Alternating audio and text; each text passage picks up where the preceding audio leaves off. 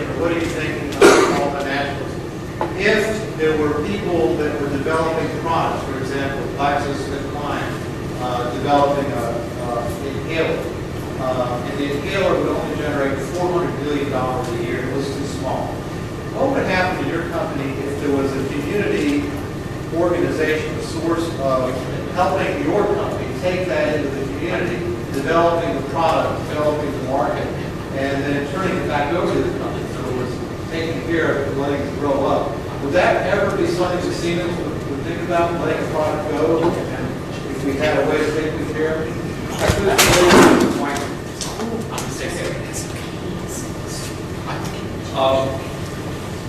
Siemens invests about $7 million every year into research and development. Probably about 6% of what I know the value. And not all of that spending is within the organization. A significant part of it goes to universities. State, North Carolina State is one of our supporting universities where we offer some research projects to do for us.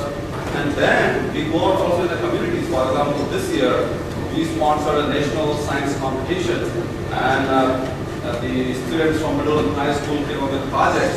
Some of them are so innovative and so revealing.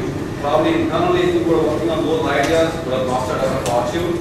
And by putting some awards on the block, we got some great ideas from there. So this idea of having a community-based R&D activity is definitely interesting. And I think Siemens or not Siemens, there are a lot of organizations who look for ideas. And sometimes we partner with very big organizations. The ideas do not get as much attention and support as they require. And I think such kind of network of organizations could promote R&D in some focused direction. I think that would be a great business opportunity to work with large corporations. How do people in this room understand what it is that Siemens, the direction of technology and markets that Siemens sees? I know you're in power systems. Siemens has got a huge thing that's spent a lot of money on innovation. How do we, in a local community here in North Carolina, how do we peer inside of Siemens and find out what would be valuable to your corporation? What would be the technique? Yeah, let me share how we do our part, determining which direction we need to go, and that probably would be able to do what anybody else who wants to do business with Siemens would go. So every year we have a huge session wherein they try to identify major trends. So for example, last year we had a strategy session, and some of the major trends they identified is urbanization, okay, going significantly up compared to previous decades. The maturing population, baby boomers retiring, and that's a huge trend. Now what does it mean for us? We are in medical business, and with the retiring population, we clearly understand there will be a huge requirement of hardware and software.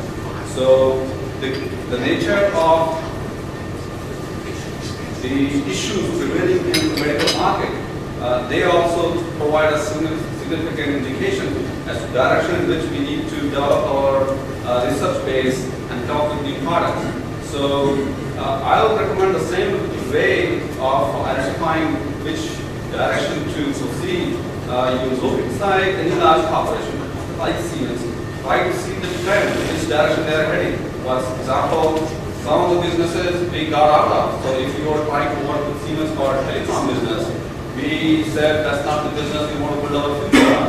But if you see a large corporation is working on a particular idea and they have big plans about it, suddenly you would like to take some clue out from there as to what are the opportunities for you, and then start building on that.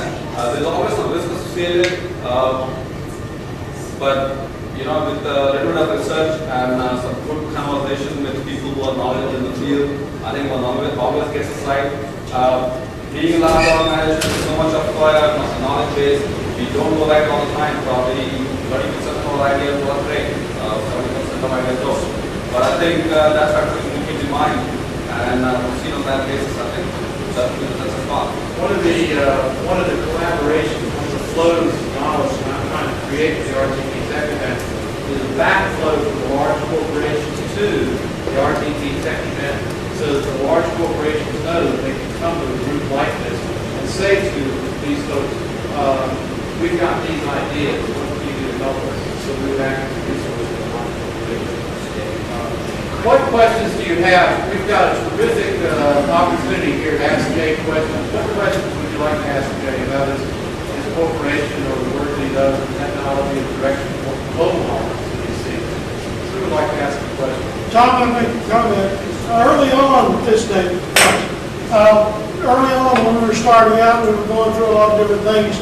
We had contacted Siemens and we talked to your technical people, very helpful, walked through some stuff. They were quick to send us samples to play with, to try out, and it came out that didn't work for what we were trying to do, but as far as, going through them online, contacting your technical people, and going through a real discussion of what our needs might be, and actually getting some samples, free samples, through the mail, to play with to see if it didn't fit our needs.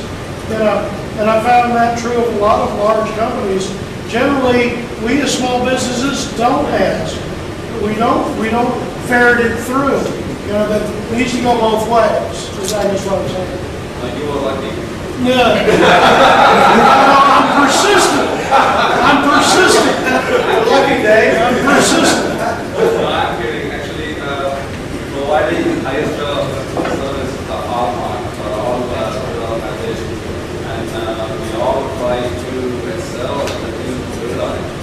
But as I said, sometimes we get caught in our procedures and systems, and hierarchy, and sometimes our customers, our potential customers, don't get desired support level, and we look forward to feedback, negative feedback as well. We encourage it very intensely. There are open contact information available on the web, and I'm reaching all the way to our CEO saying Munich, and that information rolling back to where it belongs to. And so, yeah, we try to